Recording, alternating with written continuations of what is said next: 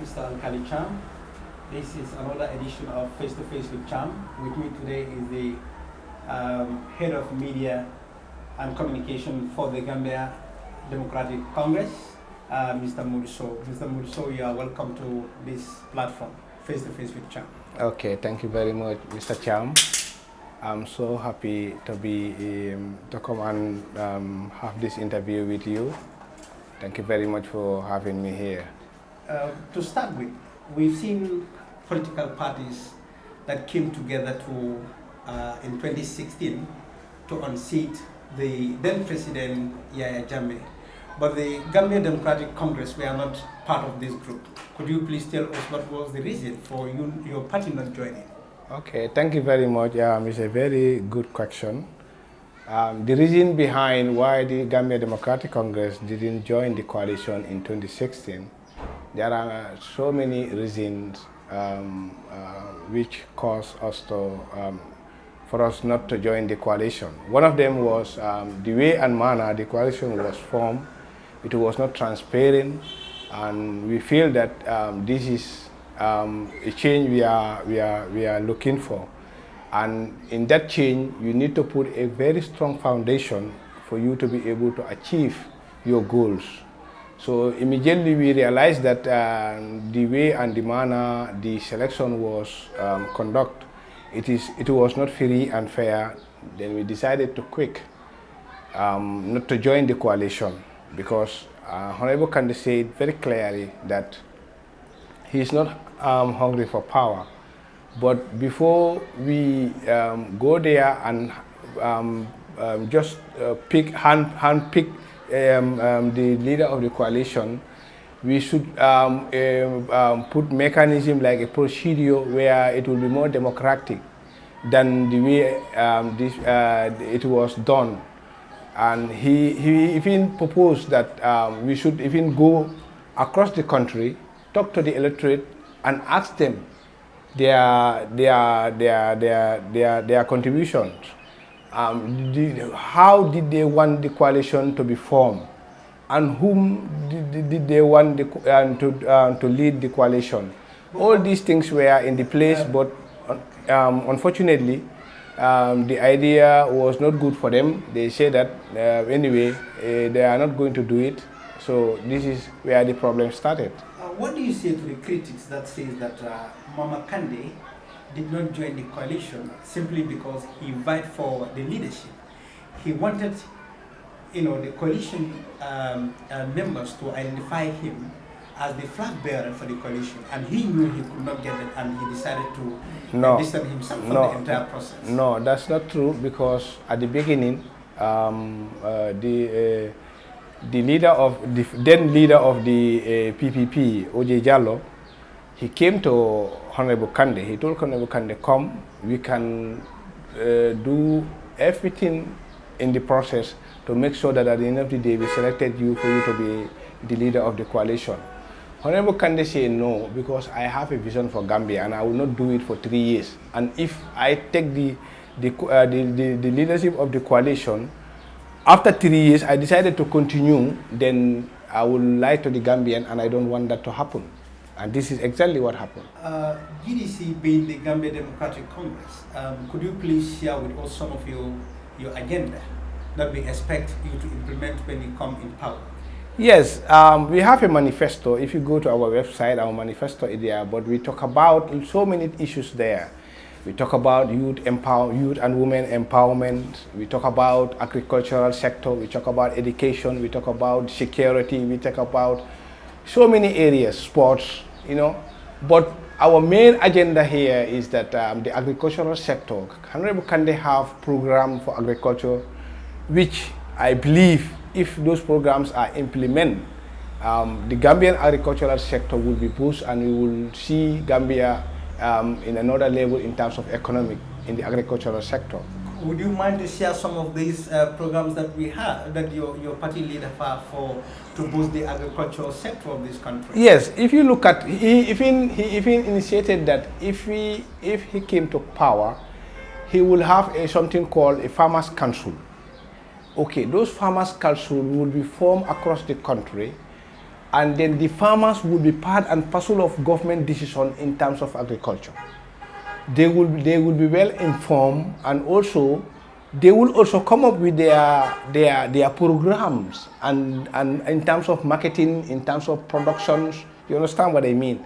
So in that council, we will have the opportunity to talk to the grassroots level, and we have the opportunity also to talk to them in terms of pricing of their products, the way and manner they want it to be sold, which will also give them a good economic as far as agriculture is concerned. They will able to realize their I don't know their economic gain in terms of agriculture. But at the same time, also GDC will look at the CRR. If you go to CRR right now, in CRR you have where we call Jahali Pacha.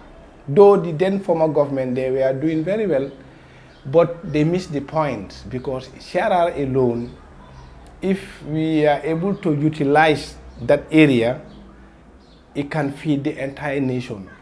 Not only Gambia, but we can even sell our product to outside Gambia. But how would you be able to implement this? When the governments come in power, they tend to have very bogus promises as how to develop the agricultural sector.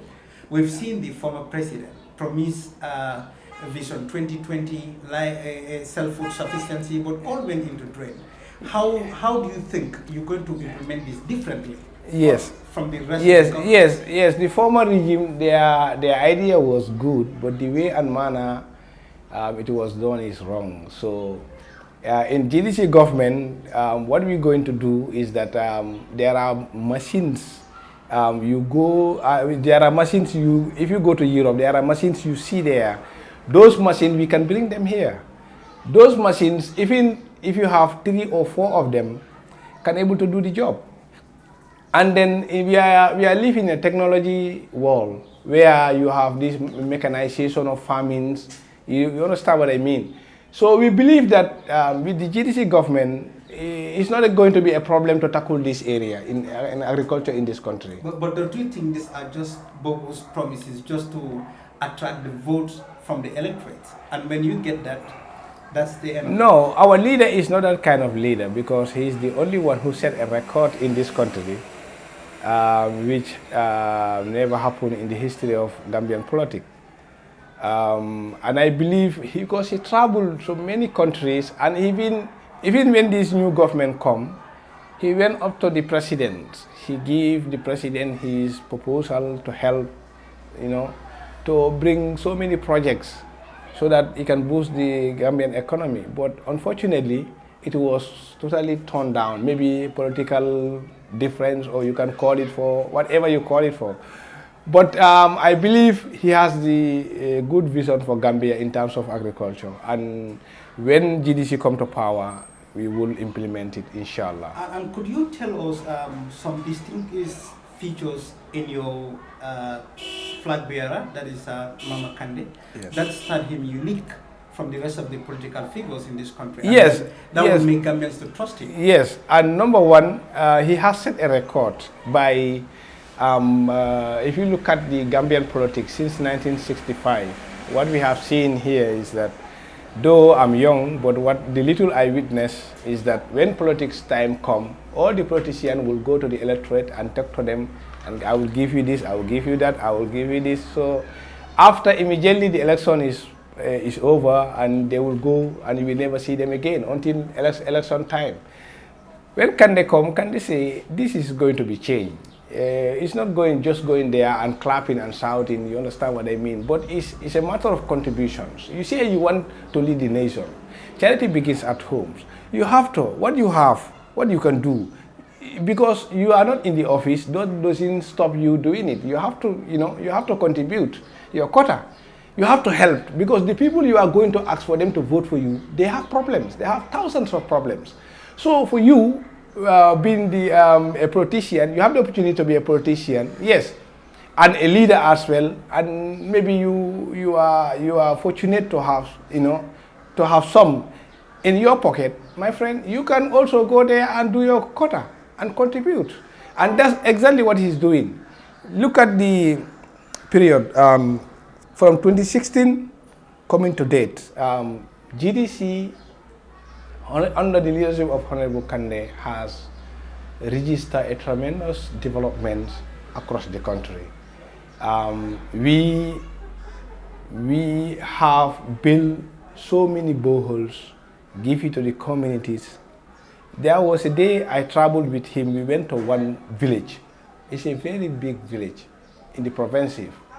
Those people were suffering because they have only one well in that community. And if you're supposed to if you want to go and fetch water, if you don't come early, you cannot have it.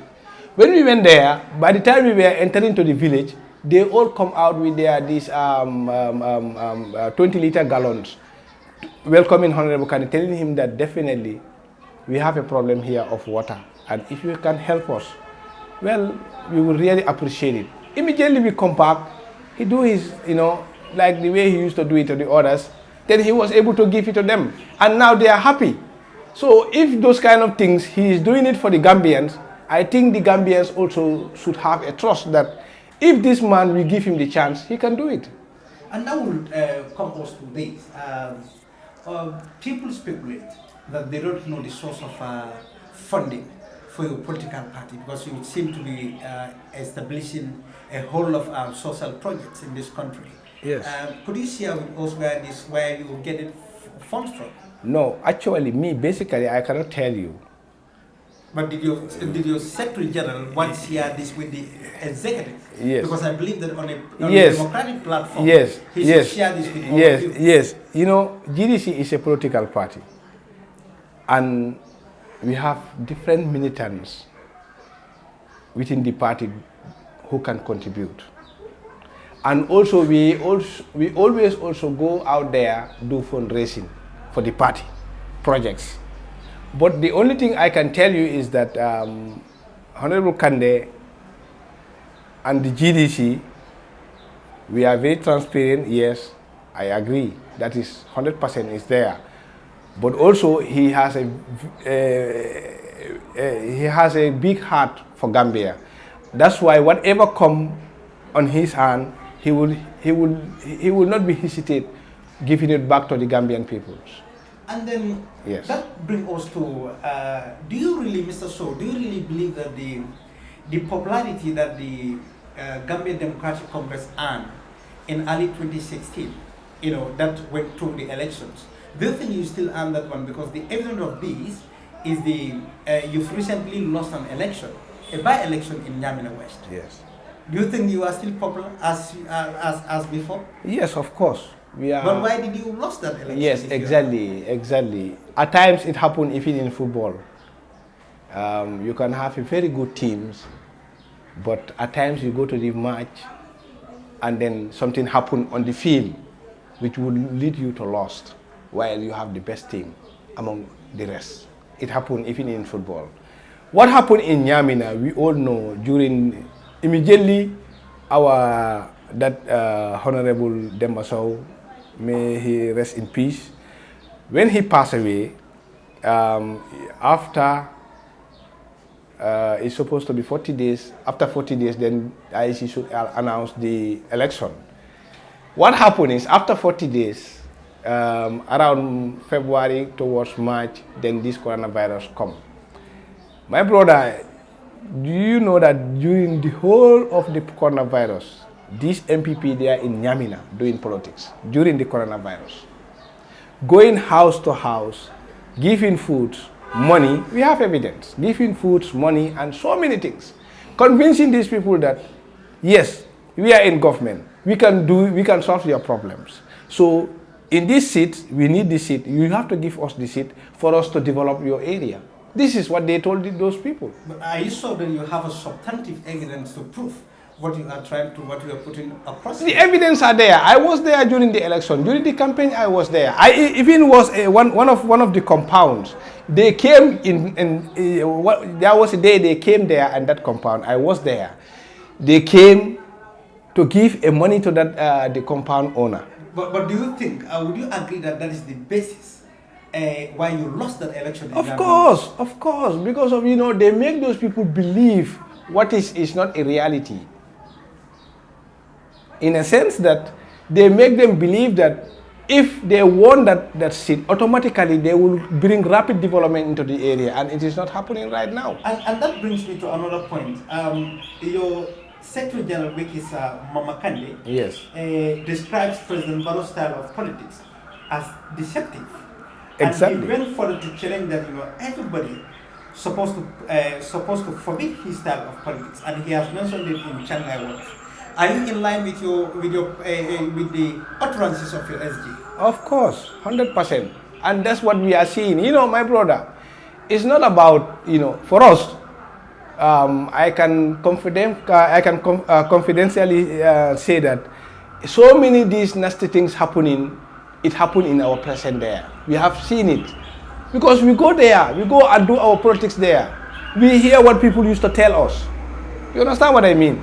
And MPP, they have a very bad way of doing the way and manner they are doing their politics is very bad. But don't you think that deceptive politics is a style for all the political, it's a mechanism that is being used by all the political parties in this country just to win the heart of the electorate? No.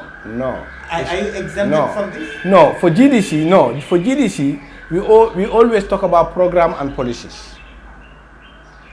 Come to GDC. GDC want to be in government. If we come to government, these are the program and policies we have for the country. This is always what we use in our platform. Anytime you see our leader attack the president because he wants to tell the people there that there are information coming here making you believe this is exactly what's happening, while it's not like that. Look at the COVID-19 funds. They went around, do their campaign with it, telling them that it's President Barrow who is giving to you. Instead of for them to go out and tell the Gambian people that this is given to the Gambian people. My friend, so many things are happening in the Gambian politics right now. It's not right. This is a character that is going to persist. Even in GDC-led government, if you come in power. No. Because we don't do politics like that. We always tell the people the reality. Even if you go to certain areas, my leader doesn't promise. If people, we have meeting in any area, part of the country, people used to come and complain. They used to say, we don't have water, we don't have good roads, we don't have schools, we don't have this, we don't have that. But always what he normally tell them is that I'm not in government. Your taxes are not paid to me. But your problems you explain here, I heard it. Now, whatever I can do, I promise that I will come back and help. You see, whatever I can do to my level, I will come back and do my quota. To this, MPP, according to your flag bearer, that is Mama Kande, says MPP always want him to fight UDP, and then this is a statement that has been altered by him. And I want you, whether you are aware of this, whether you have any substantive evidence to support this fact, that MPP want Mama Kande to use Mama Kande to fight UDP. Yes, MPP, they have a very dirty politics. If you look at for the past 22 years of Jammeh was able to make sure that the opposition will not come together. They will always have difference.